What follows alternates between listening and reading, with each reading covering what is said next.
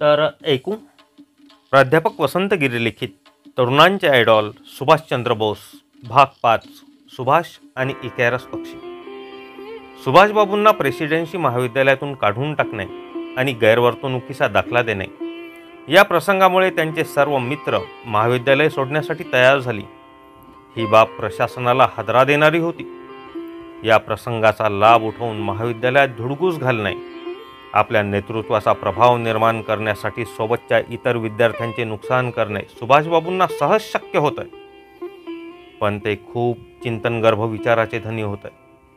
ते त्या सर्व मित्रांना म्हणाले, आता या महाविद्यालयात भारत मातेविषयी अपशब्द काढण्याची हिंमत कुणीही करणार नाही.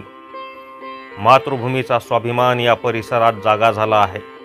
तो तसाच तेवत ठेवण्याची जबाबदारी मी तुमच्यावर टाकत आहे.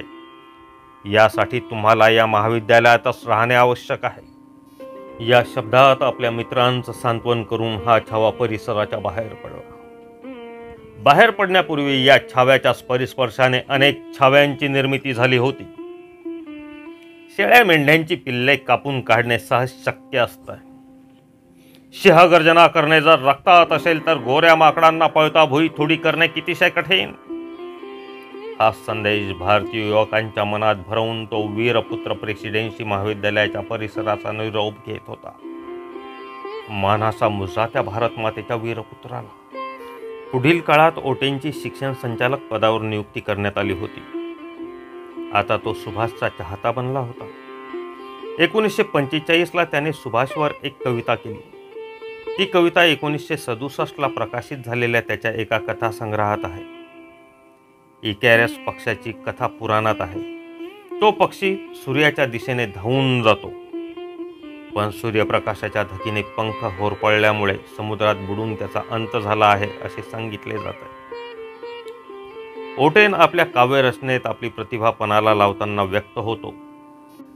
सुभाष इकॅरसप्रमाणे धैर्यशील असल्याची स्पष्ट कबुली तो देतो आणि स्वतःलाच प्रश्न करतो, सुभाष, खरंच का तुझ्या हातचा प्रसाद मला खावा लागला? तुझ्यासारख्या देशभक्ताची हृदयक्रिया आता पुरती थांबली आहे. मी तो अपमान विसरलो आहे. इकॅरसप्रमाणे तू बलाढ्य ब्रिटिश साम्राज्यशाहीवर चढाई केलीस.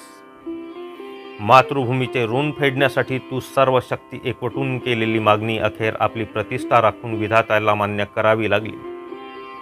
या शब्दात ओटेनला आपला पराभव मान्य करावा लागला. जानकीनाथांना सुभाषच्या बडतर्फीचा प्रकार कळला तेव्हा त्यांनी त्याला कटकला बोलावून घेतले. त्याचे सांत्वन केले. सुभाषची बडतर्फी केवळ अन्यायकारकच नाही तर बेकायदेशीर आहे हे जानकीनाथांसारख्या निष्णात कायदेतज्ञाच्या लक्षात यायला वेळ लागला नाही. झालेल्या प्रकाराविषयी न्यायालयात दाद मागण्याचे आश्वासन देऊन त्यांनी सुभाषला आश्वस्त केले. तोपर्यंत काय करावे हा प्रश्न सुभाषच्या मनात निर्माण झाला. तेव्हा जानकीनाथांनी दिलेला सल्ला खूपच मोलाचा होता. ते म्हणतात, तोपर्यंत तू देशाच्या इतिहास भूगोलाचे अवलोकन कर. समाजातील फुटीरता नष्ट होऊन तो एकसंघ कसा राहील याचा विचार कर. दीनदुबळ्यांची सेवा कर. जगात करणाऱ्याला खूप कामं असतात. एक वडील जेव्हा या परिस्थितीत आपल्या मुलाला असा सल्ला देतात तेव्हा आजच्या यंत्रवत जीवन जगणाऱ्या आणि आपल्या मुलांना यंत्र समजणाऱ्या पालकांनी कोणता बोध घ्यावा? एवढा खर्च शिक्षणासाठी केला, त्याची फलनिष्पत्ती काय? केवळ हाच गणितीय विचार करणाऱ्या बापाला मुलांचे मानसशास्त्र, त्याची आंतरिक ओढ, रोमारोमात भिनलेली देशभक्ती, परकीय सत्तेविषयी त्याच्या मनात असलेली चीड आणि भारतीय विद्यार्थ्यांच्या मनात त्यांनी निर्माण केलेली निर्भयता, आत्मविश्वास या सर्व घटनेवर त्याने कोणते भाष्य केले असते? मुलाच्या या बाणेदार वृत्तीचे मोल त्याने जाणले असते का? बऱ्याच वेळेस आज मूर्त स्वरूपात दिसणारे नुकसान भविष्यातील क्रांतीची नांदी असू शकते. फार मोठ्या यशाचे रहस्य त्याच्या त्या कृतीत दडलेले असते.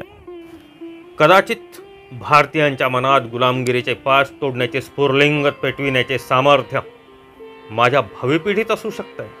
हे ओळखण्याची दृष्टी असण्यासाठी जानकीनाथासारखाच बाप असावा लागतो. माल लगाया है तो माल मिलना ही चाहिए अशी व्यापारी प्रवृत्ती असणारे बाप पैसे कमवणारे यंत्रच असतात आणि ते त्यांच्यापेक्षा अद्ययावत यंत्राला जन्म देतात.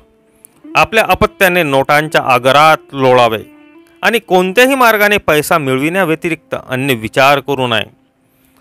अशी विचारधारा जिथे असते तिथे देशभक्तीच काय. कौटुंबिक पातळीवर सुद्धा मानवी भावभावनांचा संबंध नसतो. बस भाई, हम तो जिये पैसों के लिए और मरे तो भी.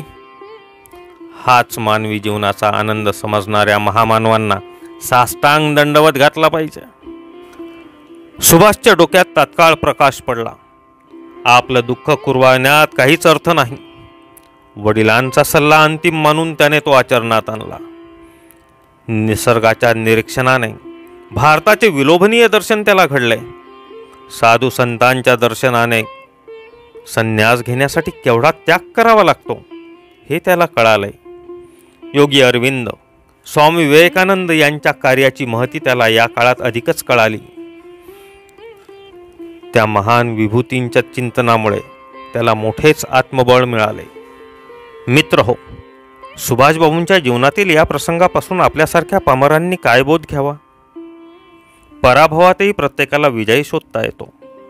शिक्षणातून ती शोधक दृष्टी मिळणे आवश्यक आहे. कोणत्याही प्रसंगाचा आपण एकांगी विचार करतो, त्यामुळे आपण पराभूत मनोवृत्तीची शिकार ठरतो. समस्या जटिल होते. समस्येतील गुंता वाढत जातो. दुसऱ्या बाजूचा विचार आपण करत नाही. जसे खूप अभ्यास केल्यानंतर एक पठारावस्था प्राप्त होते, लक्षात काहीच राहत नाही, तेव्हा मेंदूला विश्रांतीची नितांत गरज असते किंवा त्यावेळी अभ्यास सोडून इतर काम करणे गरजेचे असते. त्यामुळे न्यायालयाचा निकाल लागेपर्यंत जीवन समृद्ध करण्यासाठी तुला कोणत्या शिक्षणाची आवश्यकता आहे हे जानकीनाथ सुभाषला सांगतात. कारण त्या अनुभवाने सुभाषचे जीवन समृद्ध होईल याविषयी त्यांना पूर्ण विश्वास होता. न्यायालयीन संघर्षात 2 वर्षाचा कालावधी निघून गेला.